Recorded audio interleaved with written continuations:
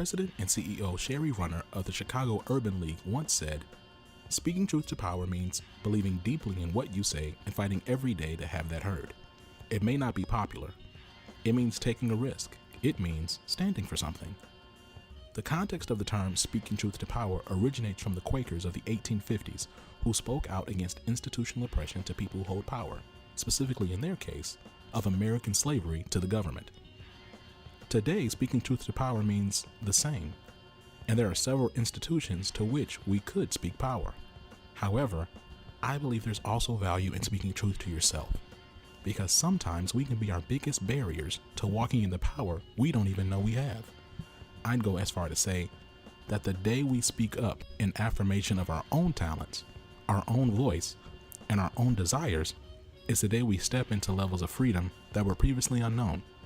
The question is, what does it mean to be an advocate for oneself? And what, if any, role does networking factor into it? My name is Zach, and you're listening to Live in Corporate.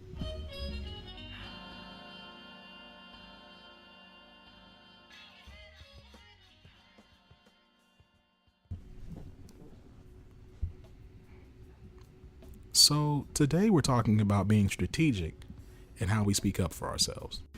Super excited to discuss this topic.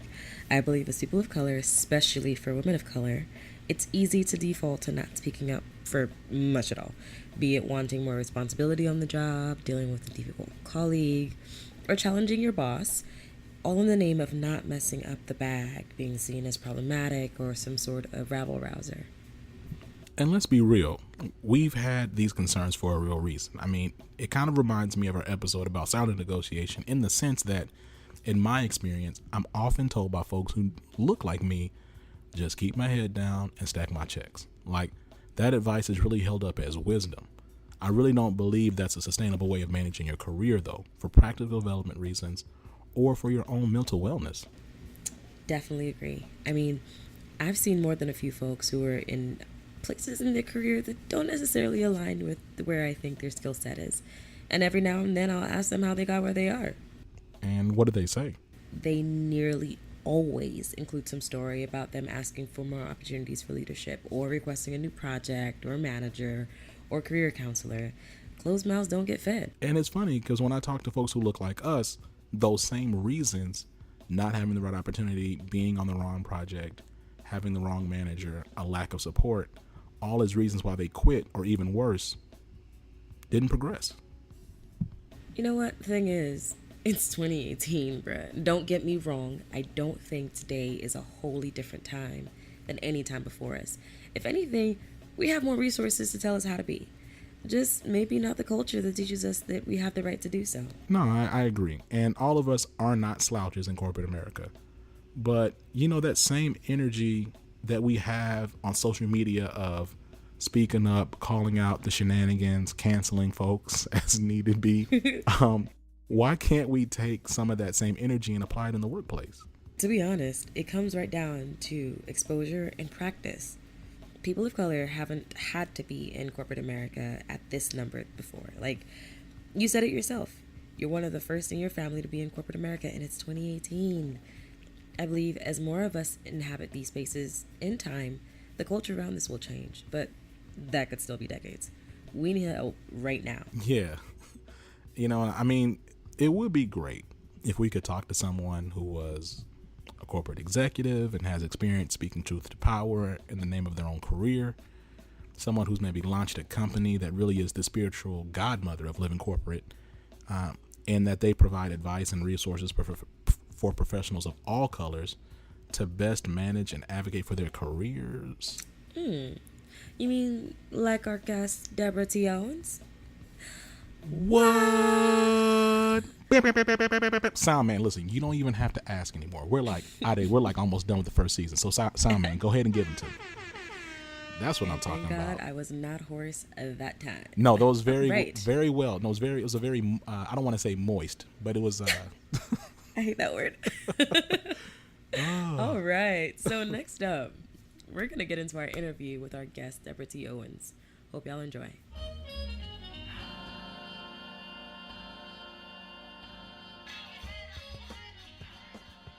And we're back. And as we discussed, we have Deborah Owens. Deborah, welcome to the show, ma'am. How are you? I'm great, Zach, and thanks for having me on. No problem. For those of us who don't know you, would you mind telling us a little bit about yourself? My name is Deborah Owens. I am the founder and CEO of the Corporate Alley Cat, because sometimes you got to get scrappy. And we are an organization that focuses on helping professionals of color advance their careers. And we do this by helping them navigate the corporate environment with the goal of shortening the learning curve and accelerating success in the workplace. So let's talk a little bit more about the Corporate Alley Cat. Real quick, where did the name come from? I love the tagline, by the way, because sometimes you got to get scrappy. I like that. You know what's so funny? People always ask me about how I came up with the name. And what's interesting is my inspiration for the name actually came from Congresswoman Maxine Waters. Many, many years ago, probably over 20 years ago, I saw a 60 Minutes interview she did. And I think it was Mike Wallace asked her about being an African-American woman in Congress and working with all of these men. And she said something to the effect that that's not a problem for me because I have a little alley cat in me. And I was like, I got some alley cat in me too. So it just came to me, Corporate Alley Cat, because you really do have to be scrappy. It is not a place for the faint of heart. Right. You have to use your voice. You have to ask for what you want. And you can't be scared to tussle sometimes. So when you say tussle, what do you mean by tussle? So what I mean by tussle is sometimes you have got to use your voice to say, hey, this is not right. Hey, I need some clarity around this. You can't always be scared to escalate. We have to get rid of this fear of rocking the boat, because sometimes when people say rocking the boat, it just means that they don't want to get out of their comfort zone, right? Right. So say getting scrappy, you have to be willing to hold yourself accountable, but also to hold others accountable. You have to know your value. And more importantly, Zach, you have got to honor who you are in the workplace. Otherwise, you will become bitter and resentful, and you will turn into a victim. And so I always encourage people, as a corporate alley cat, to lead from a position of strength and knowing who you are, and not from one of fear and uncertainty. You've launched Corporate Alley Cat, and it's been growing, and it's been moving forward. What has happened since you've launched Corporate Alley Cat that's affirmed for you that this is the right path and a viable space and the right thing to be doing? Yeah. So one, we are very engaged with our audience. I talk to my audience in some form or fashion almost every day. So I get lots of notes, letters. I talk to a lot of people who have shared with me their stories and their challenges and also their opportunities in corporate America.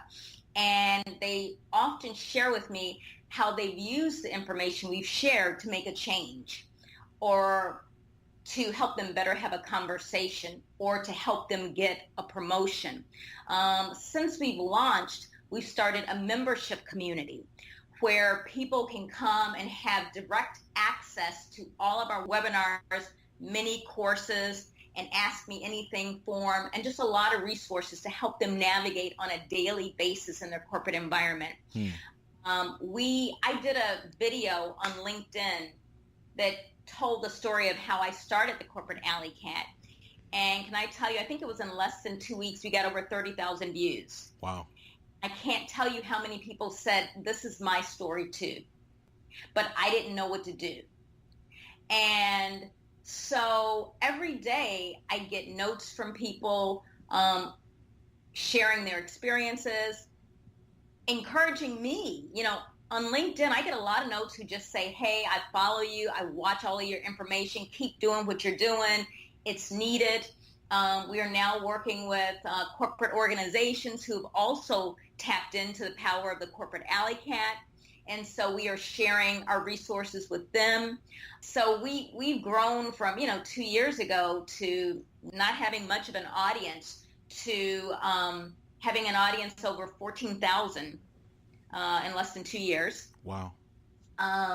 We have a very robust community online. Our email community is very large. So people have really responded to this. And I can tell you that all of our presenters who are corporate leaders, they've all said, absolutely, I want to be a part of this. So I've never had anybody, let me knock on wood, to say no. Right. Yeah. They all support the vision and they want to give back. And so it's been a really positive experience for us. It's more than a business for me, Zach. It really is my passion, and it's a culmination of stuff that I've been doing throughout my entire career. Absolutely, and it's so interesting that you say that. I was talking to someone else who started a platform around Black and brown experiences, but from not just from a corporate perspective, but just in representation across a variety of lifestyle platforms and areas. And it's curious, anytime you're doing any type of work that's really focused on uplifting and affirming Black and brown identities, or Black identities or brown identities exclusively, or just underrepresented identities, it has to be the type of work that you truly care about, because it's not easy work and it's hard work, right? So it can't just be a job for you or a side gig for you. It has to really be a part of, your heartstrings. It has to really be caught up in who you are. I mean, I definitely see that within the corporate Attica, and it's really, again, just really encouraging for us. As you know, today we're talking about strategic networking and self-advocacy. Can you talk to us about how these elements in career management come together and why they matter? I would say what I've learned over the last 2 years is that most of the professionals of color who are part of our community, and these are people with advanced degrees and lots of experience, the biggest issue that they have is they don't have strategic relationships in the workplace. The notion that you can just come to work and work hard and move through the organization is a myth. It doesn't operate like that. Oftentimes we come into work, we're smart, we've got the technical side, but we don't have the relationship side. And oftentimes we view the networking and the going to drinks with people after work and the informal conversation as an extra part of their job. I've heard people say, I don't have the time to do all of that. I'm working. Well, what I want to share with people is it's not extra. That is a part of your job. It's to build those relationships, to build your network. Because the bigger your network is and the more strategic it is, the better access you have to get things done in the organization. I'll give you an example. Somebody called me recently and they were very upset about a review they got. And I said, all right, well, tell me a little bit about your performance. The performance was great. But a lot of people didn't know what they were doing. I said, well, who do you know in the organization? They said, well, what do you mean? Who do you have relationships with? What leaders do you have relationships with? Who can you go to that will advocate for you? And they've been in the organization 7 years, and they were like, well, I don't really know anybody. I said, well, that's part of the problem. No one knows you. And when people don't know you, they're not going to speak on your behalf. If people don't know you, when they are positioning people for future and current roles, your name isn't going to come up. And if your name does come up, there's nobody to vouch for you. So building strategic relationships is really more than networking. It's a very intentional process where you want to identify people where you both can bring value to the relationship. And the other thing is it's a long-term relationship. It's not one of those relationships that you build overnight, right? Right. And the other part that I find with professionals of color is that for those who do have the relationships, they're scared to leverage them. And what do I mean by that? They're scared to go to somebody and say, listen, I'm interested in this director role. Will you support me? I'm interested in this. Will you help facilitate some conversations? I'm interested in doing X, Y, Z. I'd love to get together with you and figure out how we can create some opportunities here. Or, hey, I'd like to get on this project. I know you're leading it up. I want to be a part of this. Let's talk about how we can make that happen. Oftentimes, even if we do have the relationships, we don't leverage them. And why do you think that is, though? I think a lot of it, to be perfectly honest, comes down to confidence. I think that's the number one thing. And I understand that. I think a lot of it is fear. What if I'm rejected? I think a lot of it is people aren't certain about what they can ask for and what they can't ask for. Right. They don't know what's appropriate and what's not appropriate. And oftentimes, listen, we haven't had models in terms of how to navigate the corporate arena. Right. Now, both of my parents are professionals, but my dad is an attorney. My mom was an elementary school principal. They were both like the kings and queens of their domain, right? Right. So this whole idea about how you navigate and how you get mentors and, more importantly, advocates, it's new. And oftentimes you don't know what you don't know. And that's really at the heart of why we created the Corporate Alley Cat. So we spend a lot of time talking about how to build those strategic relationships, but more important, giving people the information about the how-tos, how to build, how to maintain, how to nurture, and more importantly, how to leverage those relationships for career advancement and career success. You talked earlier about the fact that you said sometimes you got to get a little scrappy. Can you talk to us about how getting a little scrappy and having those strategic relationships come into play? Sure. The best example I can give you, Zach, would be to tell you my story. Okay. Many years I found myself in a situation where there was discrimination. I was a high performer, never had a bad evaluation, had a very successful career, particularly if you look at trajectory. And I found myself in a situation where none of that seemed to matter. This was a really difficult situation for me. It was really, I like to use the word horrific because that's what it was. I've shared openly that I lost 20 pounds. My hair was falling out. And it took me about 3 months to recognize it as discrimination because I didn't want it to be discrimination. And I didn't know what to do. And if it was discrimination, what the heck do you do? Right. I don't know. You need me to build a business plan? Got it. You need me to exceed this or navigate that, analyze this? Got it. But how do you handle workplace discrimination? I haven't a clue. So once I realized that that was the situation, I began documenting and sharing the information with the person who was doing the discrimination. And when I wasn't getting the kind of results I needed, I put together a letter. It was a very clear, concise, and firm letter. And I sent it to the president of the company. I didn't get bogged down in HR. I went right to the person that I knew could make a decision on this. And I basically said in my opening line, I'm being treated differently. I'm in a hostile work environment, and my boss is engaging in constructive discharge. So I didn't put any flowery language in it. And then I closed it with, I am requesting immediate resolution. Can I pause you right there and let me ask you something for our listeners? But could you please explain what constructive discharge is? Constructive discharge is when you feel like your boss is trying to get you to quit. Is that accurate? Because you're HR. It is. It is when your employer creates an environment through oftentimes passive aggressive means to make it so uncomfortable for you that you really have no choice but to resign. Right. And so I felt very much that he was trying to do that, and I wasn't going to allow that to happen. And the reason why is because I hadn't done anything wrong. He'd never given me any constructive feedback, and I was not going to be a part of this. I was not going to acquiesce. I was not going to go away quietly. If I'm going to be uncomfortable, then you're going to be uncomfortable, meaning the organization, because right. I was going to address this head on. Right. And listen, I had my moments where I was I had a couple of months there where I became kind of a shell of who I was. And then I had this moment where I was like, what the heck are you doing? This is not who you are. And then I got my bearings again. But I knew that I was not going to leave the organization unless they forced me to. And if they didn't have anything, then I would escalate that as well. But what happened was I sent the letter in. A week later, the president of the company called me, and I kid you not, in 20 minutes, the situation was resolved. So what does that mean? That means that he called, he apologized. He said they should have intervened sooner.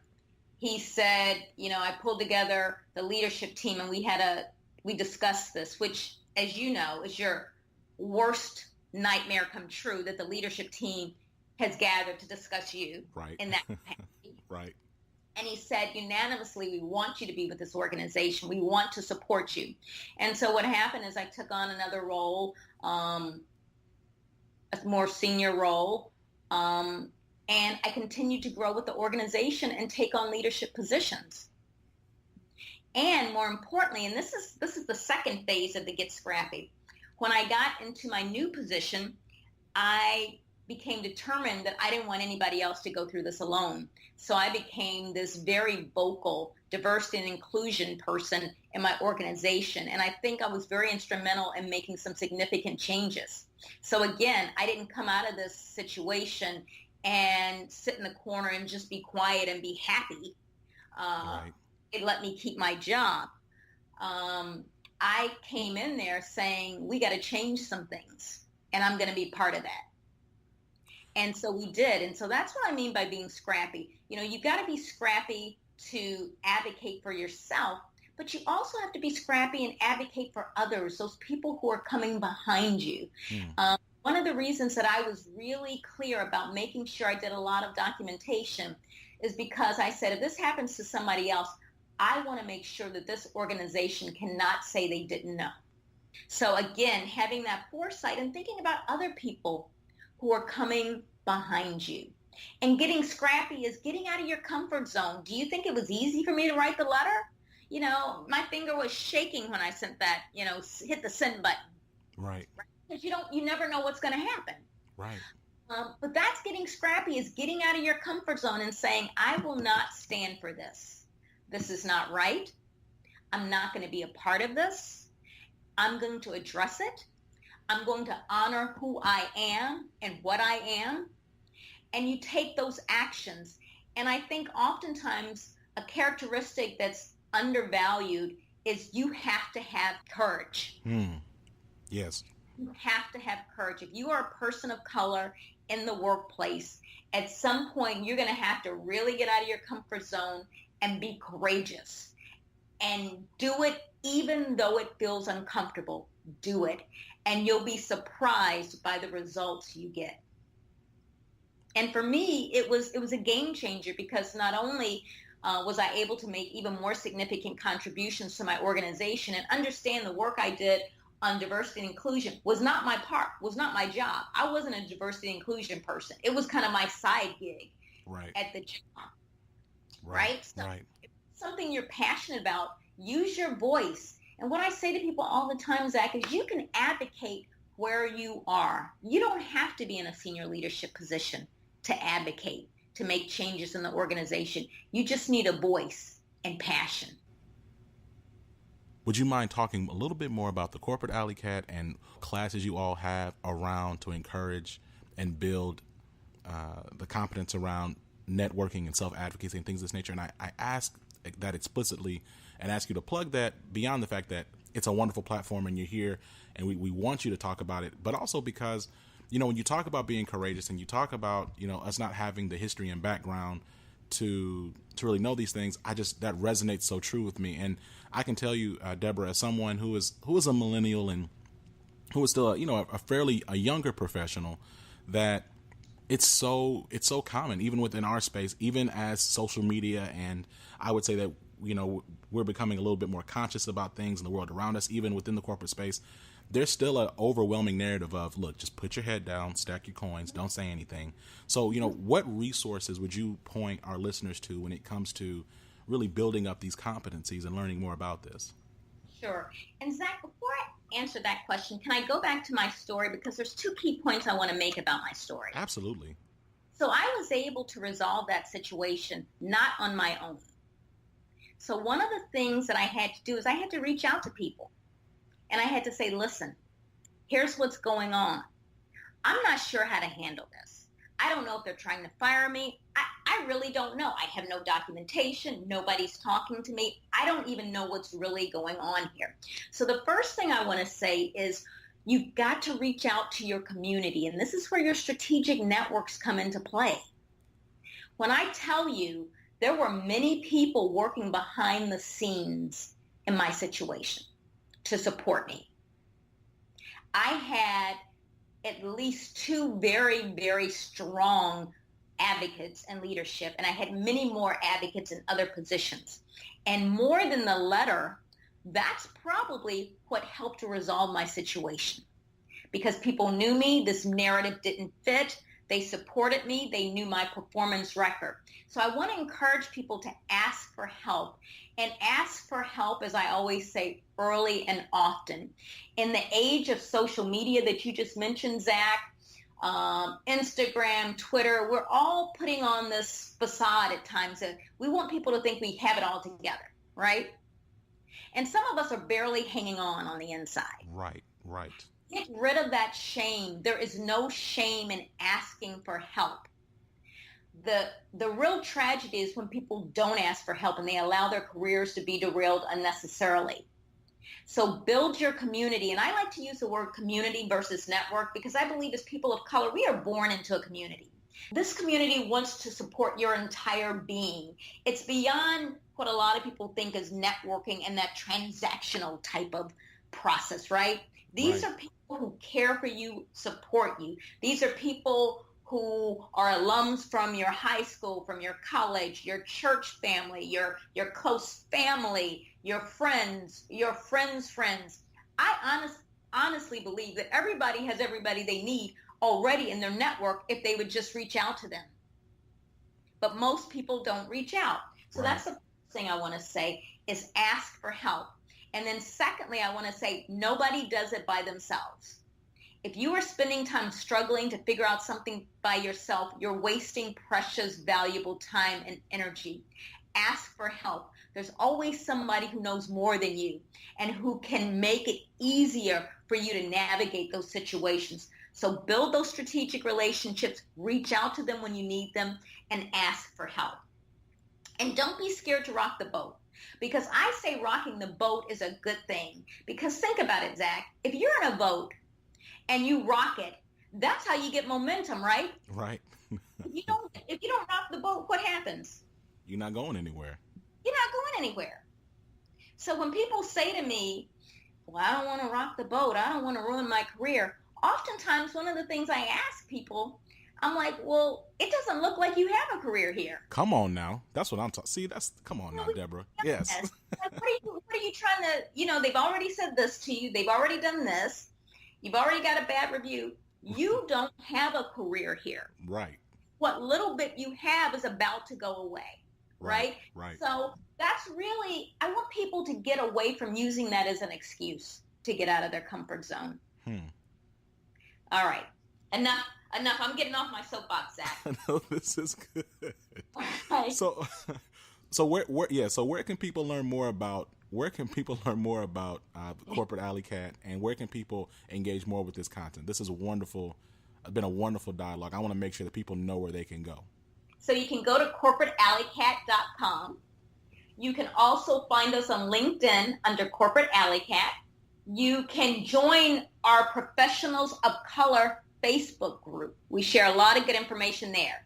It's on Facebook, Professionals of Color. Okay. We're on Instagram, Corporate Alley Cat, and on Twitter, Corp Alley Cat. In addition, on our website, we have blogs, so you can get a lot of free information there. At least once a month, we have a free webinar with corporate leaders. So all people need to do is go to our website and sign up for that. We have courses. So we have 2 summits that are available for purchase. One is called the Negotiation Summit, and one is called the Performance Review Summit. They both walk you through those processes. We also have career coaches that are available to help you. And I want to say this is really significant because the corporate coaches that we have available to you are people who have been very successful in their career, and they have led HR or employee relations departments. And so they can give you the real strategy, right? So we approach it from, let me tell you how the organization's going to look at the situation. Here's what the organization's going to say. Here's what they're going to do. And then here's what you're going to do. Oftentimes people don't have access to that strategy. They're just reacting. And what we do is we help people map out that strategy and how they execute it, which is invaluable. We also have a membership community, and we are opening it up for enrollment in September. And that's where you have access to all of our webinars, and that's over 30. You have access to many courses. You have access to our monthly Ask Me Anything forum. You have access to our resource library. So there's a lot of great information there. And I also do work with organizations. So if you are a corporation out there or you lead a corporation and you want to make sure that you are not just recruiting, because I think organizations spend so much time on recruiting, they forget about retaining and developing that diverse pipeline. Yeah. What are the things that your talent needs to know to be able to successfully navigate that corporate arena? And that's a win-win for everybody. So there are a lot of ways that you can reach out to us. And we are planning a conference upcoming, so stay tuned for that. But it's not your traditional conference. It's actually going to be called the Corporate Alley Cat Experience. When that is coming up to date, keep us in the loop, Deborah, and we'll make sure to let the folks know about that as well.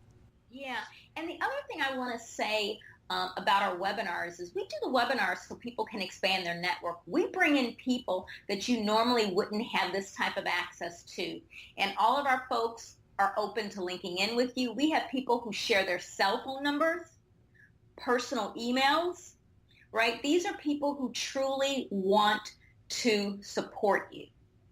But you got to ask for the help. You got to allow yourself to be a little vulnerable sometimes. Absolutely. And Deborah, this has been a wonderful conversation. You know, we definitely want to have you back. Before we let you go, do you have any shout outs for us? Absolutely. I always want to give a shout out to the Corporate Alley Cat community because they are bar none the best. They are scrappy. If you've ever gotten on our webinars, they are engaging. Yes. I want to shout out to our Corporate Alley Cat leaders and presenters because, listen, our webinars, Zach, have you ever been on one of our webinars? I've been on one webinar. Okay. And if you've been on, you know, they're not for the faint of heart. They're not. No, it's real talk. We are real talk. Yeah. And I always open it up by saying we treat you like family. We're going to be honest with you. You might have your feelings hurt, but we are coming at it from a position of love, and we are vested in your success. So I want to give a shout out to, there are too many people to shout out to who support the Corporate Alley Cat because no one does it alone, Zach.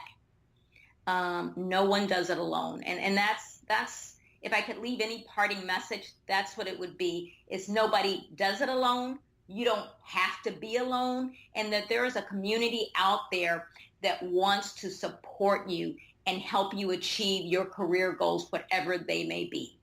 Amen. Deborah, thank you so much for joining us today. Again, your words, your passion, your energy around this are more than encouraging and invigorating. And they've definitely encouraged me just even in this conversation. And I know that they're going to be definitely a blessing to everyone who hears it. So thank you again for your time. We definitely consider you a friend of the show, and we hope to have you back. All right, Zach, stay scrappy. Absolutely. I'm going to stay scrappy. You too. All right. Thank Peace. you.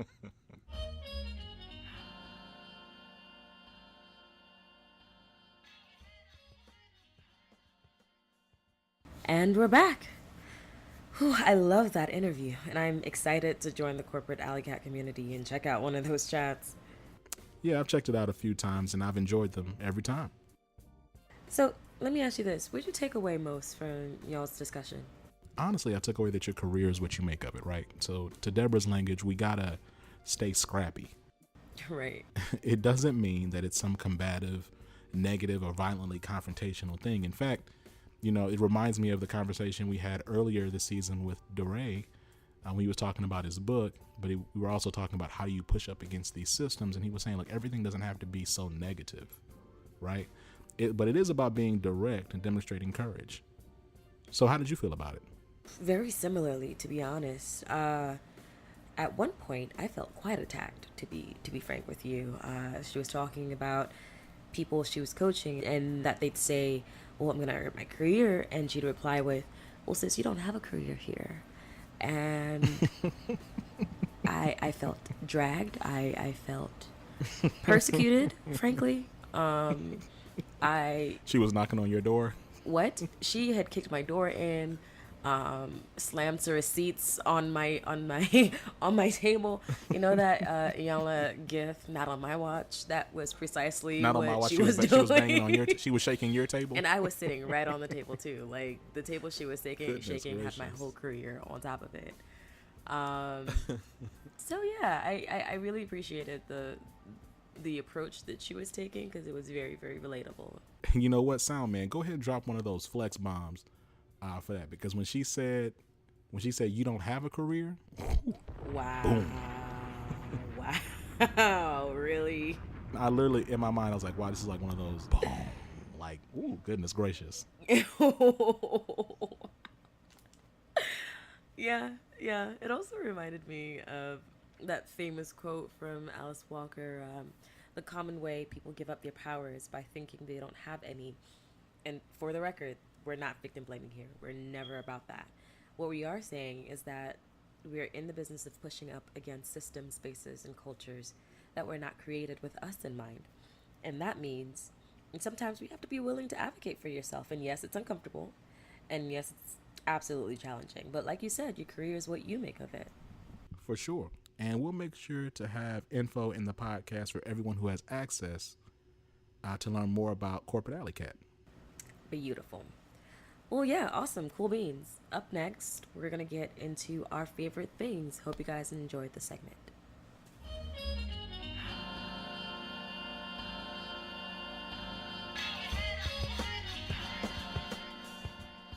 So my favorite thing right now is Mark Lamont Hill's book, Nobody: Casualties of America's War on the Vulnerable, from Ferguson to Flint and beyond. It's a powerful, gripping read, and it pairs analysis of the stories we see on the news with emotional authenticity. It's been out for some months now, but I still really enjoy it. Awesome. Continuing in that amazing literary tradition that we've set. My favorite thing right now is, actually I have two. One's going to be fun and one's going to be more scholarly. My scholarly one is, it's called Just Mercy by Brian Stevenson. It's a book about the American criminal justice system. And anyone who knows me knows that I have a thing for the idea of grace. And it was right in line with,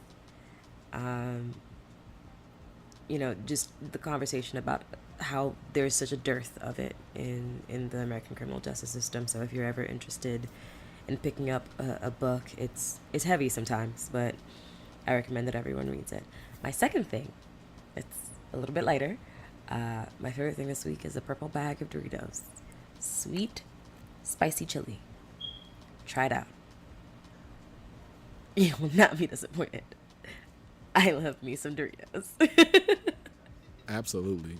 Well, shout out to the book recommendation, and also shout out to Doritos. Shout out this is to not Doritos. a paid ad. It is not. It is. I just likes to eat. Oh, okay, well, sir, don't we all? Right. We gotta survive. That felt a little bit like an attack. But yes, they're quite delicious. Well, dope. Thank y'all for joining us on the Living Corporate Podcast. Make sure to follow us on Instagram at Living Corporate, Twitter at livingcorp_pod, and subscribe to our newsletter through living-corporate.com. If you have a question you'd like for us to answer and read on the show, make sure you email us at livingcorporatepodcast@gmail.com. And that does it for us on the show. This has been Zach. And I'm Ade. Peace. Living Corporate is a podcast by Living Corporate LLC. Our logo was designed by David Dawkins.